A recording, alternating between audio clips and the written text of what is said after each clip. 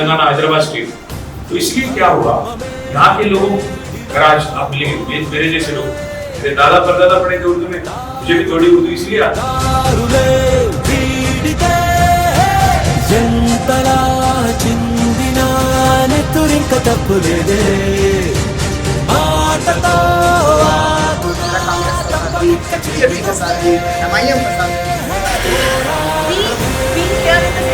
రాహుల్ గాంధీ గారు 2.5 ఏళ్ల కిందట అశోక్ నగర్ లో చాయ్ అడ్డా మీద కూర్చొని పోజులు కొట్టుకుంటూ మాటిచ్చిండు.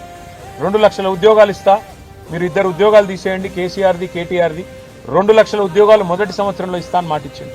మరి నిన్న ఏం జరిగింది? నిన్న రాత్రి 2 ఏళ్ళు గడిచిపోయింది, 25 నెలలు దాటిపోయింది, ఇంతవరకు 10,000 ఉద్యోగాలు కూడా ఇవ్వలేదు. మీరు ఏమైనా నీ 2 లక్షల ఉద్యోగాలు అని చెప్పి పిల్లలు రోడ్డెక్కితే వాళ్ళని ఇష్టం వచ్చినట్టు గొడ్లను కొట్టినట్టు కొట్టి వాళ్ళని 7 పోలీస్ స్టేషన్లో నిన్న ఈ దిక్కుమాలిన ప్రభుత్వం వారిని నిర్బంధించింది. ఈ రోజు కూడా ఉదయం నుంచి మళ్ళీ అరెస్టుల మీద అరెస్టులు చేస్తూ ఉన్నారు. ఎందుకు? ముఖ్యమంత్రి గారు అక్కడ ఏదో బట్టల షాప్ ఓపెనింగ్ పోతున్నట్ట, దానికోసం ఆ రోడ్ ఎంబడబోతుంటే ఎక్కడ ముఖ్యమంత్రికి అడ్డం వచ్చి నోటిఫికేషన్ లేవి అని నిలదీస్తారు, ముఖ్యమంత్రిని దిగ్బంధం చేస్తారన్న భయంతో ఇలా పోలీసులను అడ్డం పెట్టుకుని ఈ ప్రభుత్వం బతుకుతా ఉన్నారు.